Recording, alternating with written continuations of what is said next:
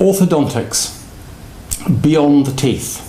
We have the pleasure to be here today with Dr. Stephen Lin from Sydney. Sydney, Australia, yes. Right. And we're wanting to talk about the greater perspective of what people are trying to achieve in orthodontics rather than just focusing on the teeth. Exactly. We were talking before about that there's been a huge movement recently in understanding that not simply straightening teeth for a good smile goes far beyond, how we're impacting our patients, isn't it? Yeah. I think for good and for bad as well, and some of the treatments I've seen. How do you feel? I mean, I think, John, obviously you've been at the centre of this for a long time. We're really seeing a bigger understanding of how the face and the teeth really indicate the overall health of a patient, aren't we? I think you're right. I think this is coming from the general public. I don't think it's coming from the orthodontists. I think to some extent the orthodontists are struggling to find simple answers to some of the questions they receive. Yes, I think that the orthodontists are still focusing on the alignment of the teeth. They're not looking at the other perspectives of the health of the face. I think most orthodontists aren't aware that the incorrect treatment can actually change and possibly even damage the facial appearance. So it's become much more important over recent years as people generally are becoming more concerned about how they look. Yes, I think they're going beyond concerns of how their teeth look to how their face looks. I think consumerism, if we can call it that, is driven by what is available. Before we could have straight teeth or teeth could be moved, people didn't think about having their teeth moved and straightened. Now it becomes apparent that you can influence facial growth. Well, I think people are shifting boat. I do think you should look at this example behind me of how orthodontics can actually damage or improve faces. There are plenty of examples. Many of the public can't imagine that merely moving the teeth will have much effect on the face, but it undoubtedly can and does. Yeah, I think we need to expand a little bit on moving the teeth. I think that if you create enough tongue space and then people effectively use that tongue space, that can have effect. Simply moving the teeth, I don't think it's going to get you the goal.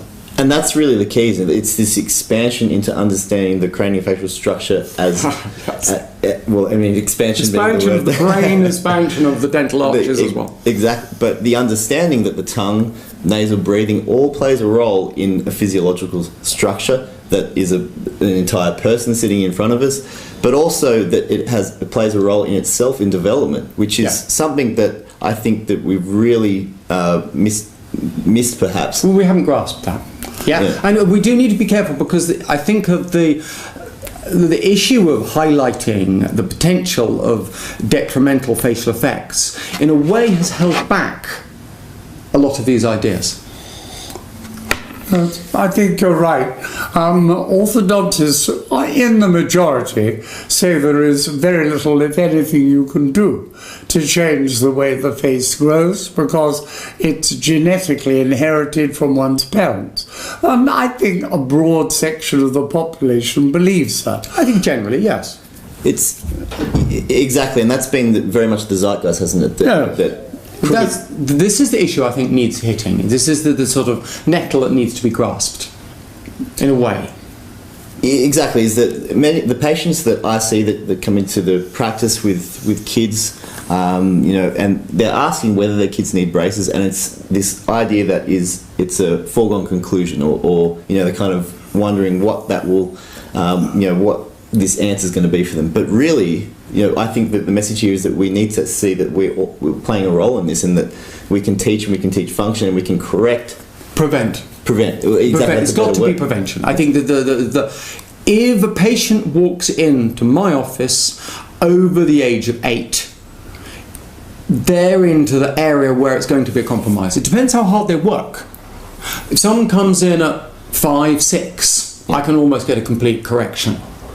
if someone comes in younger, I can give them advice on how they can correct themselves. And that's a really excellent paradigm, because that idea of treating a patient before the age of 8 really hasn't been a part of what I was taught, and it's something really that I've only... But the early days of orthodontics, that was normal. I mean, this is where the problem will arise, isn't it? The early days of it, you've got Harold Chapman just saying that at 6 or 7 you wouldn't consider treating people. I mean, and he was one of the fathers of British orthodontics.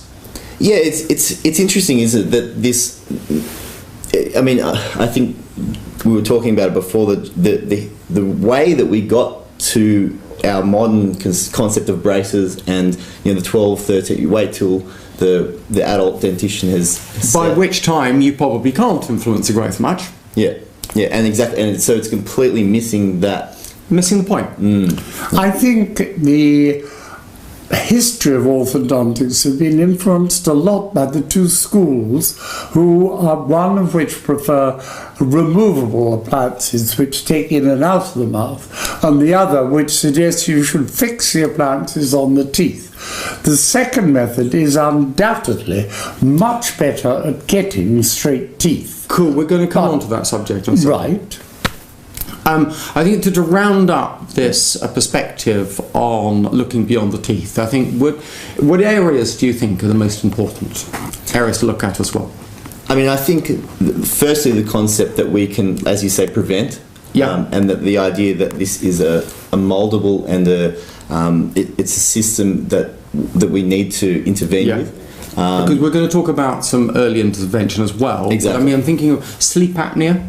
Well, exactly. So the patients that we're seeing, so the kids that can't breathe through their nose, so they're full of allergies. They have and these are reverberating to far more conditions in the gut, conditions with their sleep, conditions that their behaviour, unfortunately. It's reverberating right throughout the body. But intelligence. Exactly. I mean, you know, if you had a system of the intelligence of your child, I mean, for the rest of their life. Exactly.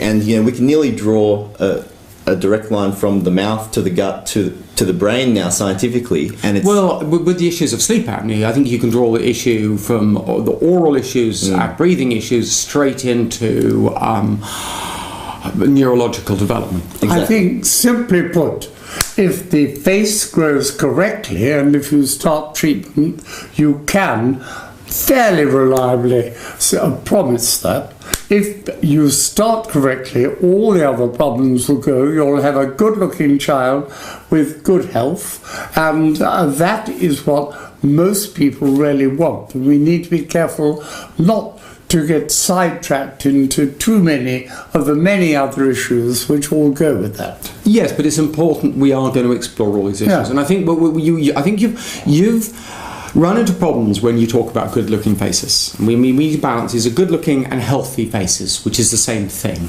Yeah, saying people's faces are good-looking is an emotive comment. Exactly. That sometimes doesn't come across well, particularly if you have a child that doesn't have a nice-looking face. But as you say, the health and the idea of being good-looking, it goes hand in hand. It's the same thing. Exactly. So it's just a different view of seeing the same thing. I think to sum things up, I was going to say I like John Flatter's comment.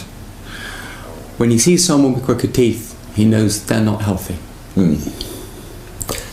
mean, it speaks to me that the mouth-body connection, and that how important our mouth is as well. That we can see, you know, exactly what's happening throughout the body just by looking in the mouth. Yeah.